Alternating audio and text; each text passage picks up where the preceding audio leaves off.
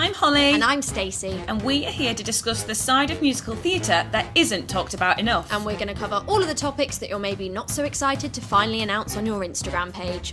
Welcome to Behind the Curtain.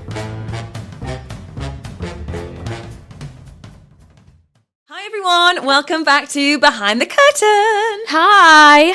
Hope you're good. I hope you're good too. Are you okay? I'm okay. I'm quite warm. Okay. I'm quite warm. It's and sunny. I'm feeling a bit nervy. It's my first show back after the injury, everyone, and I'm feeling a bit scared about it. It's going to And be I've spent alright. ages being like, oh, I'm desperate to get back, and now it's happening. I'm really scared. Be fine. It'll be fine. Absolutely fine. But this week we have the wonderful Alex Hetherington on the podcast. Alex has his own company called Front and Centre, which we dive really deep into about the logistics and where it came from, why he started it and how he kind of created it. And it's something that I was really interested in. Yeah, I think it's a great topic that is very kind of rife for performers. Like there are a lot of people out there that are creating their own empires, should we say, that aren't on the Spotlight CV. So we kind of deep dive into all of that. We go on quite a journey, I think, from like fake tan and Miley Cyrus to business empires and playing football, which is obviously my favourite topic of conversation. Susie has so much to say about it. But I think even if you don't have your own business, there's stuff that you can take from this that can go into your career and into Massively. how you audition. There's so much from this you can take. So we can't wait for you to listen. Enjoy. Hey, Alex. Hey, Alex. Today we have Alex Hetherington. Keep on. Whoa. Welcome to the pod. Thanks for having me. I can tell you're nervous. Just Don't be feels dead nervous. formal, doesn't Oh yeah. So Alex is my fellow swing here at Rocky Horror. Our topic for this episode, actually, I know we always talk about things that happen outside of audition rooms and the kind of so excited to finally announce side of our industry, but a particular thing that we want to talk to you about is Front and Centre West End training. Is that, I've said that right? You have. That have. Yeah. So Alex set up a business how many years ago?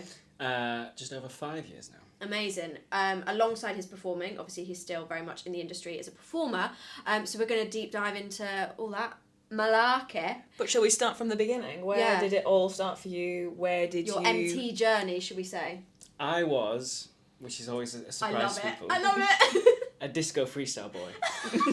Sparkles, fake tan, Swarovski crystal suits. I love it. It's just so not your brand from like what we know you as now. Yeah. I did at one point have a sparkly hat though. Did so you? we'll have to Oh, dig that out. come So on. it's going way back in the day. Yeah, I was crazy disco boy until I was about 17. And then I was like, I actually would quite like to continue performing. So I went to a dance school that was like just for like ballet and tap, and I literally was in like a leotard with 8-year-olds because they were like, we got to go back to the beginning. So I was literally 17, 18, 19 in like leotard with like little tiny kids like trying to learn ballet. It's giving Picture Billy it. Elliot. It is, but 10 years later. And yeah, and then I got offered my space at college really early, decided I was going to do it, just did another year of training of just like do as much as I can, and then went to Masters Performing Arts and wanted to do commercial. Didn't really know much about musical theatre, so like when people like get to this point, they've normally like been watching musicals since they were little, and whereas I was like just sort of fell into theatre, didn't really sing. It was always a dance-based thing. My first singing lesson was just so I could sing a song to get into college. Right. It Oh, wasn't wow. even like I didn't sing when I was younger or anything like that. I did like choir when I was like little, but then my voice broke and like every boy just stopped singing because we just assume you can't. And it's just not cool to sing and dance at school. I used to have like 2 separate Facebook accounts, one for dance friends, one for school friends, just so it was like separate. 'Cause all boys school, sequins and fake tan. Yeah, Made very life difficult. difficult, Yeah. Yeah. You were living like the Hannah Montana life. So you were doing Yeah. like your football in the day, Yeah. Miley at night. Miley at night. On the... We don't do Miley at night. Instead of a wig, it was just too much fake tan. Yeah. And then, yeah, what was the question?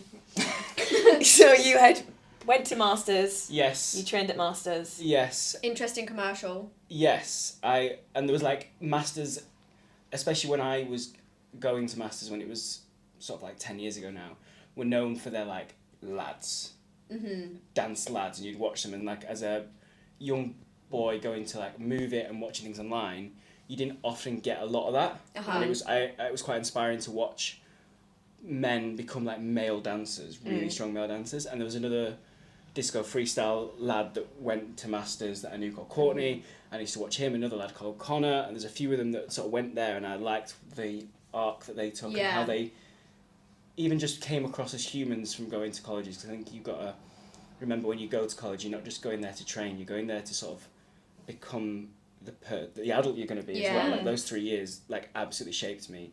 My school friends, when they found out I was like head boy at masters, was like, how? Because I was at school, I enjoyed school sort of, but I didn't love it. I just went and tried to have fun. I didn't take stuff too seriously. You not taking things seriously? No, it's weird. What? I'm so serious. But actually, I think you guys would have been shocked to then see me at college, because I locked in for 3 years. So like if you like ask like Mariella, who you've had on here before, and she'd say like, oh, I was like intense for 3 years, like really intense. But yeah, I think it did shape who I was going to be, and I just saw those guys, and I just thought I was going to do the same thing and then be like a commercial dancer.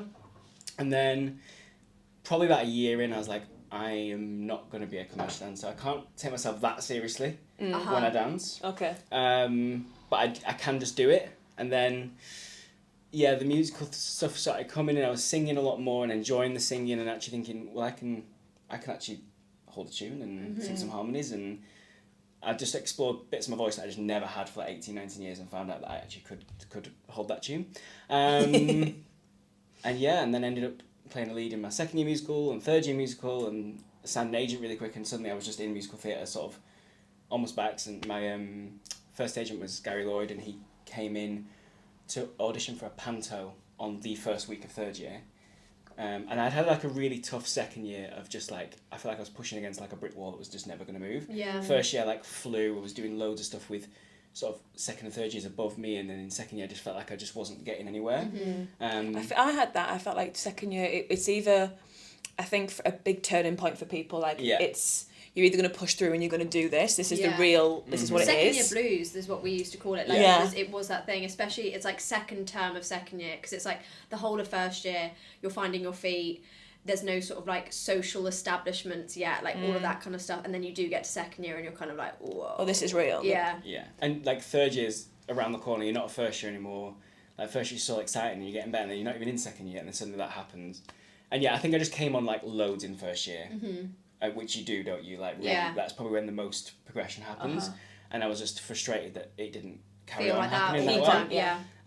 But then my first week of third year, we had this audition for a South End panto, and Gary cast me in it. I found out literally a few days later, and then also asked me for a meeting to become my agent. And then by like halfway through my first term of third year, I had an agent, and it was starting to go to auditions, and I just felt, I was like, okay, I'm ready. I was like, when I wasn't like pushing to leave, because I absolutely loved my training, but I was really itching for when that ended, of like, I feel like I've actually got somewhere to go. And that I sort of ended up in MT, it was just a panto audition. Then there's like, oh, I've got a musical theatre agent that's now putting me up for shows in third year, and I'm suddenly in the room, and it was sort of how it. I think musical theatre is nice for that, because it is an area of like the creative industries that does manage to like bridge a lot of gaps. Because with that like commercial MT, there is that option of like having your toe in lots of different pools at the same time, and there's not a lot of other genres in art, I think, that allow you to kind of explore that many avenues at the same time, because you do have to be so kind of like die hard this, die hard that, and MT does manage to be a bit more fluid. Erica was saying that on our last episode, wasn't she? Like the kind of difference between being in acting school and like musical theatre, whereas obviously we do it with musical theatre and we get that array of it throughout it, but I feel like if it's just straight acting, you kind of have to like stop everything else to be able to do that, whereas it does open just so many avenues, and you could still do something commercial in the musical theatre industry. Do you know what I mean? Like absolutely. That's becoming more of a thing. So we're with Gary Lloyd. We're in South End. We're doing our panto. We did panto. It was great. We also went and did Joseph. We did. So I graduated that year after that panto, and then did another panto the following Christmas, sort of auditioning to the end of that year. And as I started my first rounds for Joseph at the end of 2018, and then got cast in Joseph 2019 rehearsal started 2 weeks later. Wow. And Bish that was bash it. bosh. On a UK tour, and it was happening. Stunning. Then you went into Jamie, and obviously COVID then hit. Yeah, Jamie feels like the longest part of my life. When in actual fact, I think if you took it by months we were touring, it's probably the shortest tour of the three I've done. Interesting. But it feels like a huge part of my life. Yeah. And again, we were the first tour, so it was like a real big thing when we did it, and it was great. And I went straight from Joseph into that, and I was feeling great. I even slipped a panto in between. Oh, the heck! You love panto. Honestly, we closed on a Saturday night. I rehearsed panto on the Monday. We closed on a Sunday night. I rehearsed Jamie on the following day. Everything was happening. That's like winning the musical theatre lottery. And Yeah. like the amount of times that happens with people, I'm like, oh, Yeah. can't relate. Literally. I didn't get used to it. And then we were 3 months in to shows and lockdown. And then 18 months later we reopened and finally did most of what we were supposed to do. Yeah. Some extra venues, some venues didn't happen. And then from there it was probably the toughest part career-wise, because I've said this quite a lot, that I came out of Jamie and I'd not done an audition for it must have been between 3 or 4 years. And it wasn't that I'd forgotten how to do it, but I think every audition you do you get better, and you realise that actually you just need to go in and do your thing. And be yourself. But at that point I'd just gone back to psychoanalyzing every single thing. Of and course. overanalyzing, and then going in and worrying about it, and then if I get nervous, vocally I absolutely crumble. Right. Dance-wise, I can sort of push against that and thrive on that, or I can really use it. Vocally, it just takes it away from me. I have to walk in and feel really comfortable in a room to really show what I can do. And I don't think I was doing that for a little bit, and then I missed out definitely on a couple of jobs that I think if I auditioned for a year later would have been in the bag. And that's just how it rolls. I got offered to do a China tour on the back of it. About 6 months later, I was offered to do Love Never Dies. But my life, I think as well, in COVID, everyone's lives changed, and I suddenly had a life outside of theatre because I had to. Otherwise, my life was just theatre for 3 years of training, and then a tour and a half, and then it was like, well, what do I actually do now? Yeah. And within that is what, when we mentioned front and centre, that was really born out of it in terms of what it became. It was actually conceptualised a year before COVID, and then it was limited company about a month and a half before COVID, but not much had happened. We'd started doing stuff with it and figuring out what it was going to be, and then COVID happened and we just jumped on to Zoom. I taught one class from my old dance school on Zoom. I was actually like, okay, what I thought was absolutely crazy, what do you mean online? I mean, when someone first said to me, I said, that's awful. Oh, it's mental. I remember being asked to awful. teach, and I actually was like, no, I'm I had not to doing teach that. tap on Zoom. No. And that was difficult because it was, obviously I'm playing music, but then as well as the visual, they need my beats, but then it would be my beats would not be in sync with the music of how it was Yeah. But I'm really impressed with our industry and just how we adapted to a completely unknown entity. I think we all smashed it. But it's probably because we have to adapt all the time. Yeah. We do forget how much we're not just at a desk, and it's not just a 9-to-5 job. We are adapting, we are on tour every week. New venues, new place. Yes, it was scary. Our industry completely just was gone.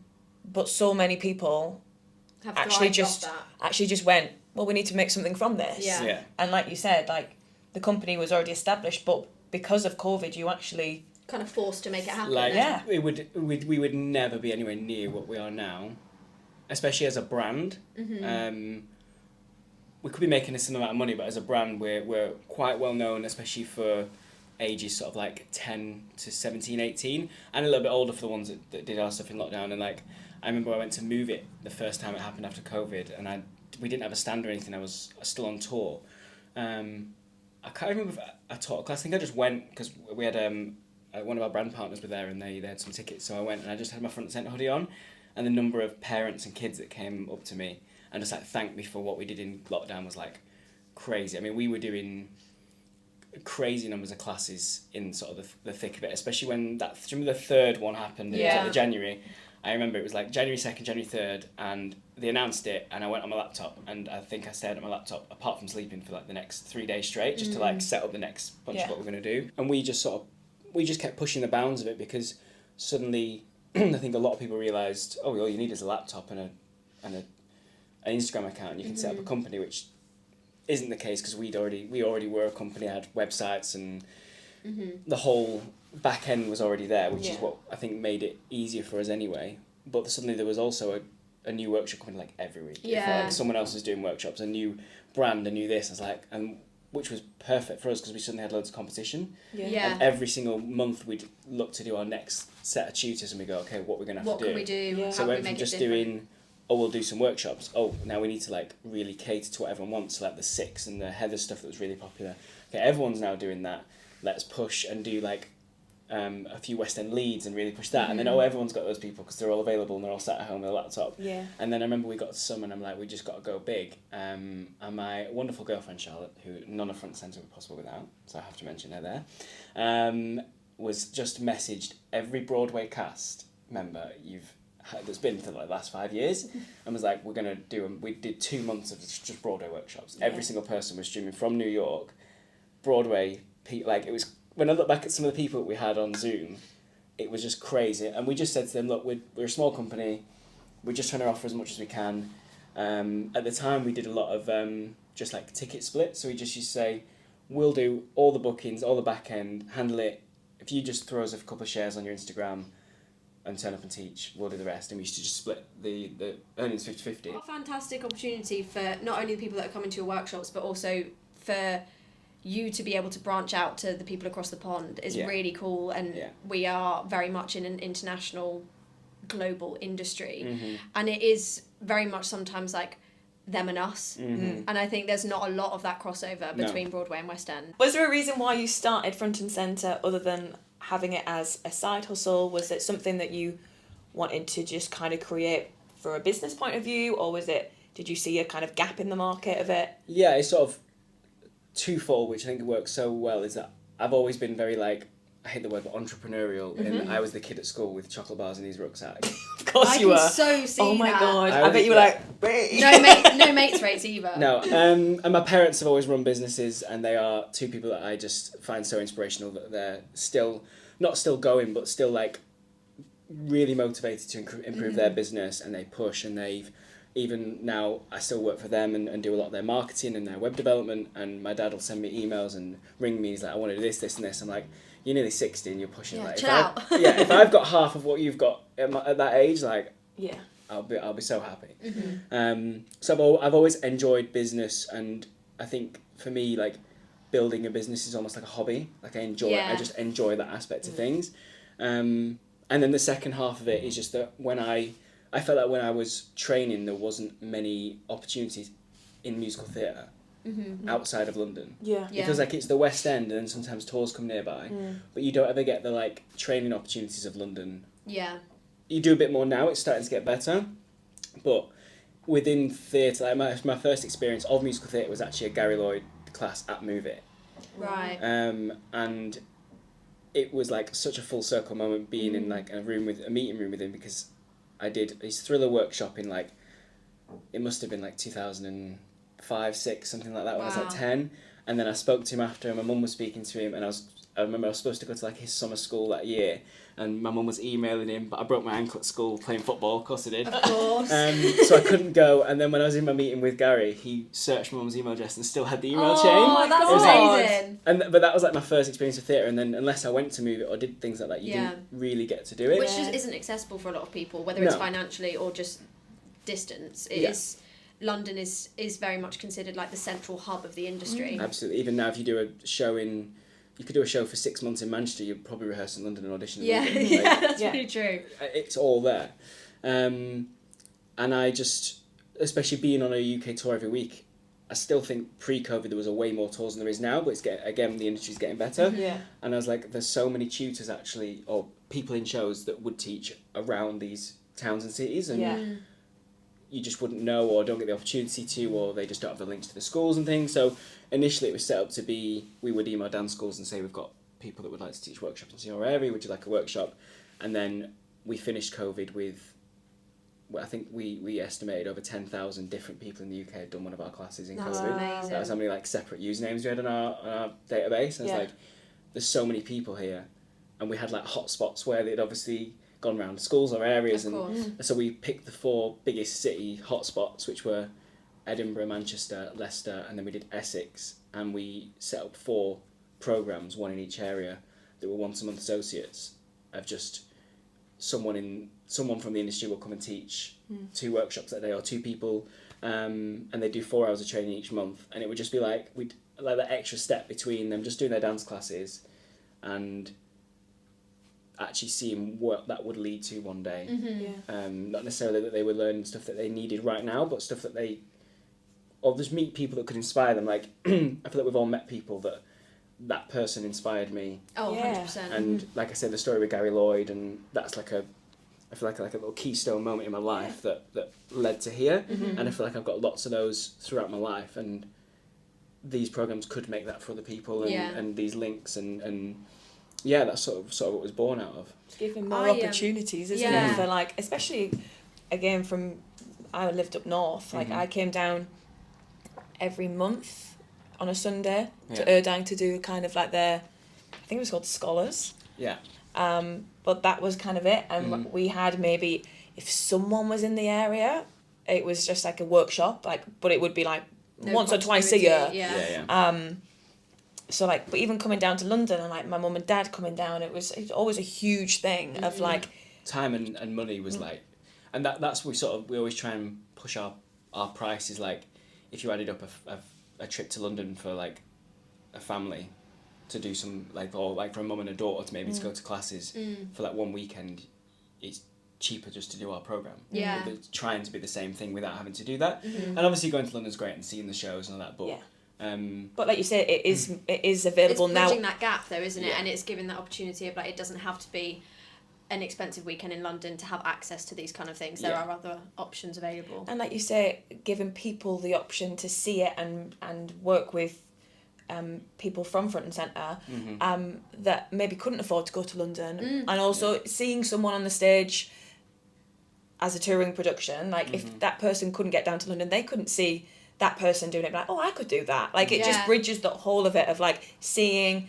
the opportunity to maybe work with them, like, and just seeing musical theatre as like a viable profession. I think a lot of the time it's difficult as well, because I think a lot of people in our industry, this was their hobby that they've then turned into a job, and difficulties do come with that for sure.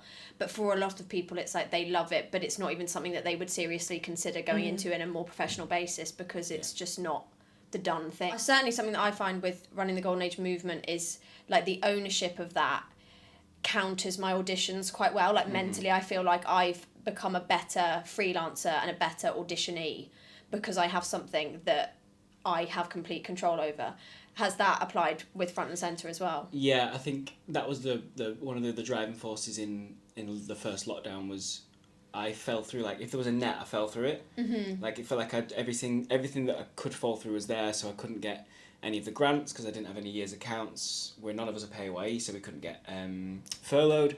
And then even like universal credit I couldn't get because I'd already set up Front and Centre, and it was a limited company, and the way the ins and outs were, I basically just couldn't even get universal credit, which is like literally the safety net, the only safety net. And it's the worst safety net. And I still fell through it. Like it still wasn't there for me. I was like, I literally have nothing. I'm just like, no, it was that thing of I need to have some sort of say in my life and not rely on anything else. It just made me realise how reliant I am on everything else and other people, and if that goes away, that there is literally nothing left.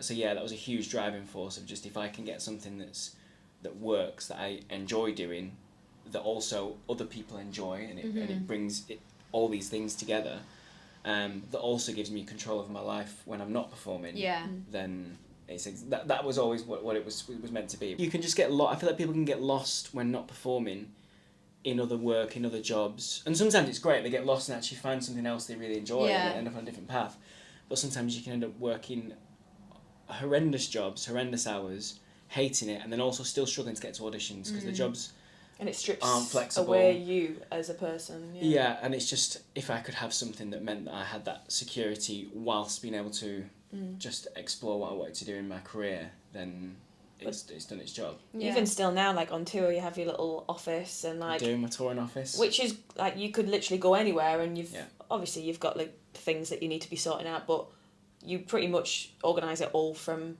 being remote. Yeah, it's always remote, which has been great because it just keeps overheads down. It's just me and a laptop and Charlotte and a laptop, and wherever we both are. Sometimes we're together and we'll go out and sit in a coffee shop for 3, 4, 5 hours and sit there and just work. Sometimes we sit at home. We work crazy hours. Which is the freedom of it, which is great, isn't it? And it feeds this industry. If you've got auditions, if you've got shows, that's now when I'm back on tour. I've not been to one of the venues now since we did our summer intensive in August. I'm going to teach a lot of them in the next few months, which will be really nice to see. Nice to kind of dip back into it. Yeah, and a lot of the kids that we've been going to, we've got kids that have been with us for 5 years now. That's amazing. That's incredible. Like it's it must be really nice to be able to see the progress of like not only the company but then the people that are involved as well. And when you do have children that are at that quite like impressionable age, to see that progress with them, I bet is really amazing. And then that love for teaching, which I did find in COVID, and I think once you can teach on Zoom, you can teach any group anywhere. I sort of moved into, after Jamie, I did a lot of teaching at Performance College and absolutely loved it. And when I finish this, I'm excited to get back there and teach there. And even for me being on the other side of audition classes made my own auditions better. Yes, we've touched on this before. It makes the biggest difference, doesn't it? What do you think the shift was?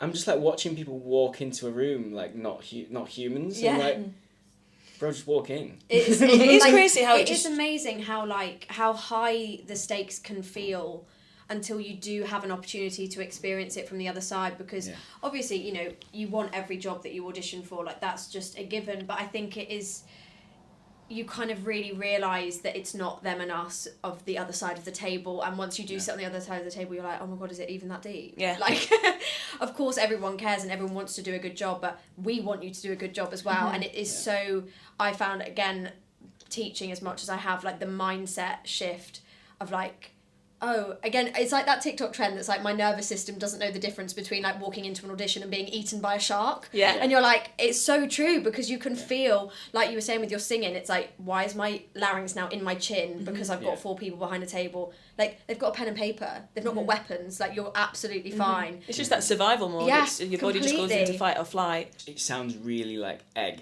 but to own the room you're in at that moment and go in and think, this is my 5 to 10 minutes, maybe even less.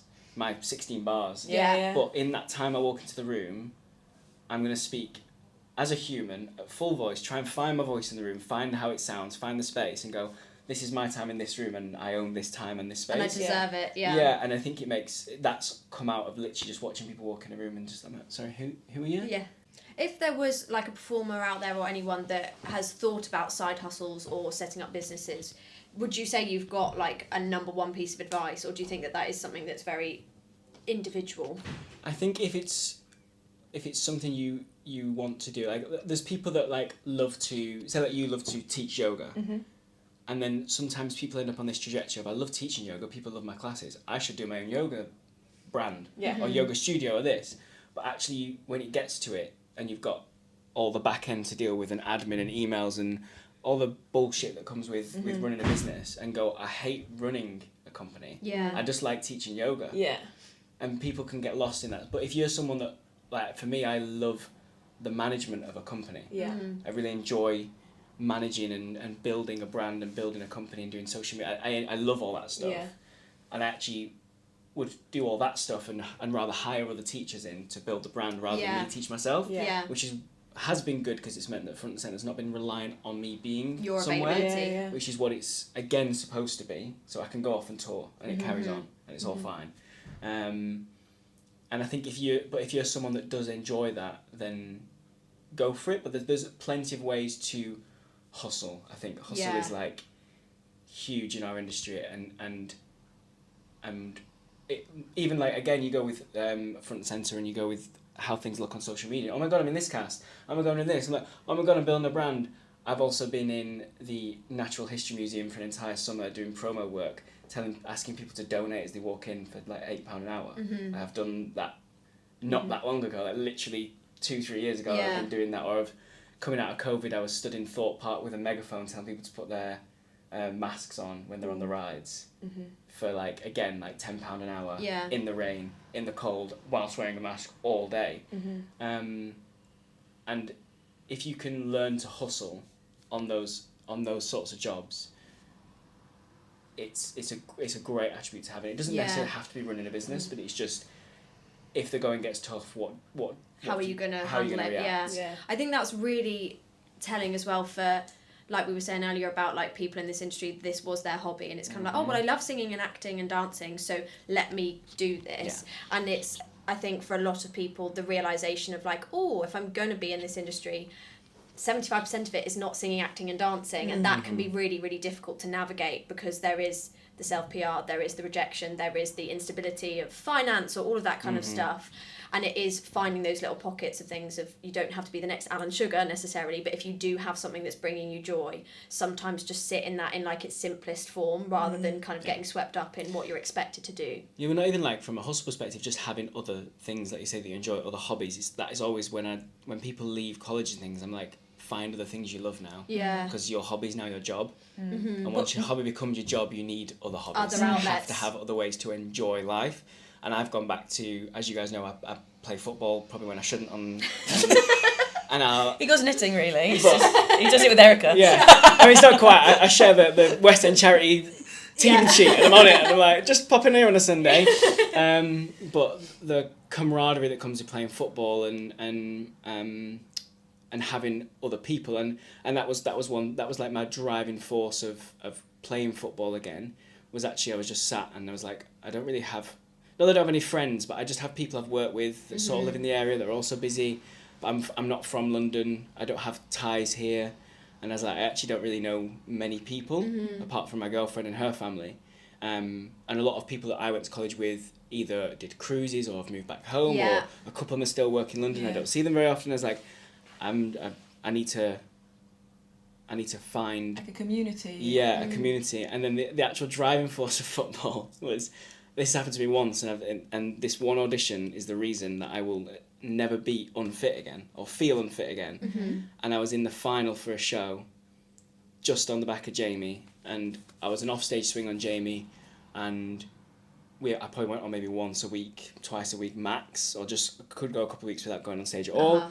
And whilst I did go to the gym, I didn't do that much cardio, and I remember being in a final, and it was a really long dance call, and it got to like 2 hours in, we're doing it in groups at the end, and I'm like, I can't give what I could have given an hour ago. And I was so annoyed at myself. I was like, the thing letting me down right now is literal fitness and stamina. And once you leave college, you can lose that, because you're not doing 78 classes a week. You're not doing bodycon at 8:30, because why would you? Why on earth does anyone do that to themselves? And then I was like, from that day I was like, I'm going to make sure that I will be fit for every dance call. Like, I will be the last one still absolutely smashing it out. If it's a 9-hour dance call, I'm still going to be there. And then that was like, I'm going back to football, I'm going to play football, I'll meet new people, I'll be fit and enjoy being fit, because that's really hard as well. It's like enjoying being fit is quite difficult. And my stamina now, compared to probably when I finished that job, like if I'm coming to the end of this contract compared to finishing the end of that contract, it's probably vastly different. I wasn't out of shape, or I didn't feel unhealthy, but you sort of forget, especially when you're in a job, how fit sometimes you have to be. And some shows really, really require it. Like this, the act one of Rocky Horror is intense. Marathon, You've got to, you get to the end of Hot Pursuit, and it's like, I wear my Whoop, and it's like my heart rate is at its stressed. Is at the top it will be. In any other activity is you have to still be really, really fit. And I think you can definitely forget that when you leave college, that you did all that training, yes, for technique, but also so that when you go into an audition room, you're ready to give everything. To do it twice when they're like, shall we switch lines now? And I'm like, my shoe's untied actually. I'm just going to get that while I get my breath. Or you're in the first group and you do it once and you're like, okay, good. And you go, we're going to do it again. Okay. And then, can we have these people again? Right. I will try. It's the worst feeling ever. And you've got that smile on your face like, no problem. I'll do it 17 times if you need me to. And your body's going, if you look to you just like this. If you heard your breathing, you I think that's about being part of something, that's definitely something that I have struggled with and will probably still struggle with post-contract, because I think like the friendships in the community that you do have when you're in a contract are so intense and so amazing, and kind of, I suppose they almost like on fast forward because you're living and working with people, which escalates everything, and then the contract ends, and you're like, oh, okay, I'm not living with friends or castmates. I don't have everyone within like a 15-minute walk of, we're not on the same schedule. Like sometimes I'll message friends and I'll be like, oh my gosh, like we need to meet up, and they're like, yeah, so on August 23rd I will see you at the, and you're like, it's really difficult because, you know, I've got friends, they're on ships, they don't live in London, and they're here, there and everywhere, and when you're outside of a cast, you're kind of like, I'm on my own, and the social sacrifice that comes with what we do, whether that be like when you were a child because you're like, oh sorry, I can't come to this party, I've got class, rehearsals, a show, I've got this, I've got that. I've definitely sat there and been like, I don't have a group, I don't have this like core group of people that have grown up with me, seen me through all these different phases of life, because the friendships I do have I hold so dear, but they are all from very different parts of my life, and it's really difficult, I think, to have that longevity because we are all here, there and everywhere all of the time. Should we get on to our 3 questions? Yes. So, first question is... Yes. You might struggle with this first one, actually. Okay, yeah, okay. How could we word this for Alex? What is the question? Well, we would normally say, what's your favourite or best thing that you've seen on stage this year? But I'm thinking we'll open it up. We'll say, ever have you ever seen anything on stage? So I do enjoy watching musicals. Sometimes. I do enjoy a lot of musicals. I prefer to be in shows than watch them. Okay. And if I have friends in shows and they want me to come see, I will go and see them and I'll go and watch them. Against my will. I was going to say, and if they want me to. It normally has to be like, I can't wait to celebrate my friends. It normally has to be like, oh, I'm on, here's a ticket. Yeah. And I'm like, great, I'll be there. I'm not good with, oh, I'll come at some point, because I just won't end up coming. Okay. I'd probably say one of the most, from an inspirational point of view, is when I watched, in second year I went to watch Half a Sixpence. Love. And Charlie Stent was lead, and the reason I went to go is my head of musical theatre was like, go and watch this show, this is what you want to be doing, go and watch him. Again, full circle moment, I'm now very good friends with Charlie, and we get on really well. He's the patron front and centre. He's a huge reason it was as successful as it was in COVID, and he's still successful now, he still does stuff for us. And I remember watching that show and watching him and seeing, and I loved the ensemble numbers in that show. Yeah, it's brilliant. I feel like you get sometimes 2 or 3 really good ensemble numbers in shows, and in that one I was like, there's like 5 or 6 like really bangers. Good, proper like MT dance show. Yeah, next one. Second question, what would you say at this point in your life you're most proud of? I would say the thing I'm most proud of is it has to be front and centre from what it's become, what we achieved in lockdown, and how many. Even like I have friends that say, oh, you help pay my mortgage. And then we have kids that say you help keep us busy and enjoying it, and now they're off doing stuff. I feel like it's probably my biggest mark I've probably made. On yourself and obviously a lot of others as well. It's been an amazing focus for myself to do. It's been an amazing hobby. It's been a great business adventure. Like, it's done things for other people. Myself and Charlotte love running it, and we both balance each other out really well. She enjoys everything that I hate about running a business, which is like the perfect combination. Literally, it's like the daily emails and like just when we get like new students and we've got to put every single one of them in, and like she loves the admin. She's like, give me admin. She loves the admin. I'm like, I hate the admin. Yeah. I just want to run a company. I want to build a brand. I want to take it place. So I think it has to be that. Of course. That's a very good answer. If you had one message to any performer or member of the theatrical creative industries, what would that message be? We do this because we love it, and so many people end up in the industry not doing what they love. I see it so many times. I go like, oh well, I've not had anything through, and I'm fed up of working at a gym or a bar, so I'm going to take this contract, and they don't really enjoy it, and they don't make great money. And I'm like, don't make great money in London and do class. Yeah. Only do it because you love it, which I have to remind myself when. So like I said, I've turned down jobs because it didn't feel right for my life.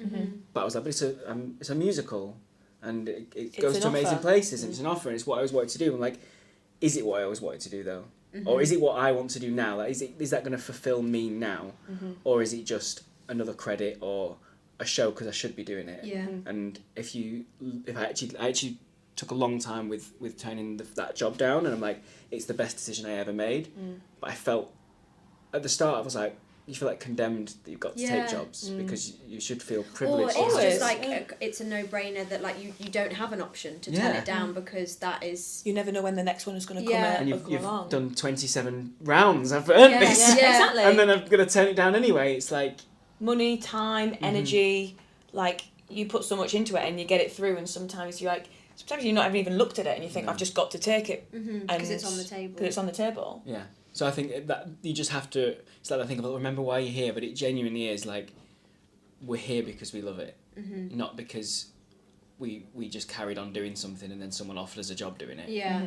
You can not enjoy... You can actually enjoy where there isn't this, which is, again, what I think is another thing to really do, find work. If you can find work you enjoy that isn't this, it makes your life so much easier because you're not hating your life. Yeah. But, and I think you will then feel more able to be a bit more specific.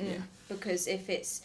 I think it's very easy to see auditions or performing jobs as ways out of other things that you're not enjoying. And it's hard to be specific if you're like, I literally would just do anything for a door to open right now. Yeah. But over time, you do start to realise like the capacity of what that door looks like on the other side is actually really important. And it's okay to be specific. I think that's a big... kind of an ongoing message from everyone, actually. Yeah. That's definitely been something that's a 100%. recurring theme. And it's allowed to change as well. It's allowed to ebb and flow. Like, you might have wanted to take something 5 years ago that you don't want to take now, and it is hard to kind of get that brain chemistry of like, that's okay to say no. Readjusting. And it's like, you're not ungrateful and you're not... And it is just really trusting your gut. Your gut knows that. Yeah, it that right does. answer. I'm very calculated, I would say, is one of my attributes, and I have to do like the calculation. It feels like maths in my head. When a extension comes through or something happens, I feel like I'm doing a calculation of my life, what it takes out but what it adds in, and that's my way through it. And then once I've done the maths, normally it takes me a few days and I'm on my own, and then I'll come back and go, and I will stick to a decision. And it even goes back to college. I was offered other similar offers that I got from my college. I was also offered at other colleges, and I had so many people saying, go there, it's this, and go there, it's that. And my brain did the maths and went, and that place is That's right my for me. answer. And I've trusted my gut from that moment, and probably before, and it's so far led me to where I am, and I'm very happy with it. So yeah. Love that. That's Thanks, amazing. Al. Thanks, Alex. That was such a gorgeous conversation. That was. Everyone book classes with Front Centre. I missed out the and. Everyone book classes with Front and Centre West End Training. Thanks, Al. Thank you. Thank you. Bye, everyone. Bye. Woo! Thank you so much for listening to this episode of Behind the Curtain podcast. Don't forget, you can follow us on Instagram and TikTok at Behind Curtain Podcast. And follow the link in our bio to watch us on YouTube. We love you so much. We love you. Bye. Bye.